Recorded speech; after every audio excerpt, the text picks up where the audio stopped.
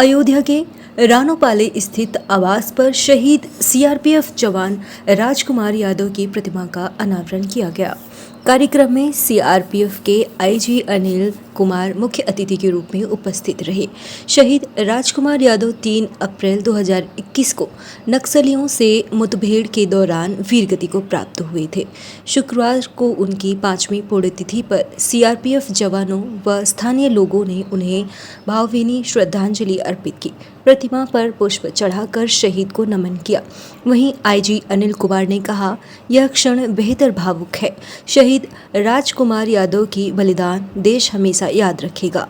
इस दौरान शहीद की पत्नी ज्ञानमती भावुक नजर आई। उन्होंने सरकार पर परिवार के किसी सदस्य को अब एक नौकरी न देने का आरोप लगाया है।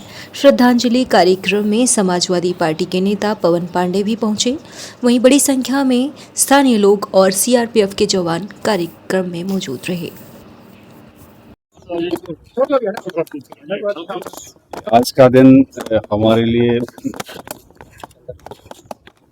बड़ा इमोशनल, हमारे परिवार का एक बुजुर्ग जवान हमको आज ही के दिन छोड़ के चला गया था।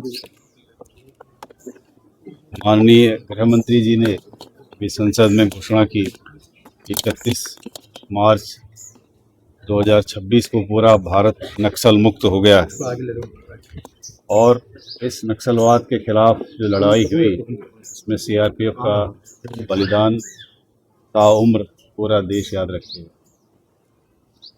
उन्होंने अपने प्राणों की आहुति दे दी, अपनी जान निछावर कर दिया, परिवार को अकेला छोड़ के चले गए। परिवार से ऊपर उन्होंने अपना देश का कर्तव्य समझा। तो आज का दिन एक तो उनकी शहादत को याद करने और उसको सम्मान देने का है और साथ साथ उनकी शहादत ऐसी ही जाया न जाए, बर्बाद न जाए।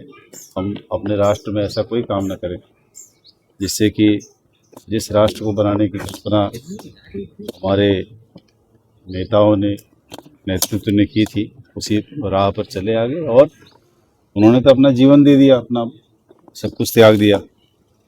हम भी अपने नागरिक कर्तव्यों से पीछे न हटे। ये दिन आज हमको ये बात याद दिलाता है। सर, आज 5 साल उनकी जो पत्नी थी रो करके उनको बहुत भावुक हो गई। जी, बहुत भावुक होने का क्षण है।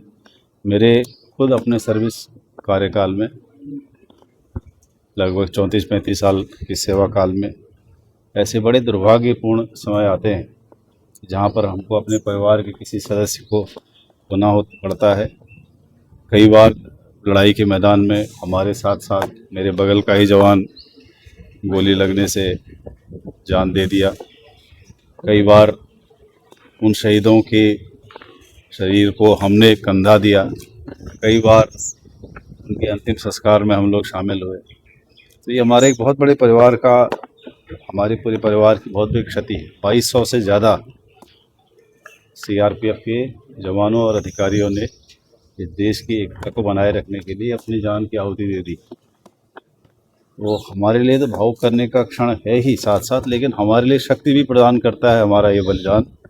और इनका जो योगदान है हमारे लिए प्रेरणा स्रोत तो रहेगा ही रहेगा और हमें हमेशा याद दिलाता रहेगा कि उन्होंने अगर अपने लिए अपनी जान दे दी है तो इस बल के लिए, जिस फोर्स में हम काम कर रहे हैं, उसके झंडे को हम हमेशा रोशन रखेंगे और देश की एकता अखंडता को हम हमेशा अग्रणी रखेंगे। Thank you sir. हो गई थी देख करके उनको। सर, इसके लिए हम लोग को बहुत बहुत धन्यवाद आईडी साहब को। सर, उन्होंने बहुत बड़ा सम्मान दिया। 5 साल बीत चुके हैं। सर, 5 साल बीत चुके हैं।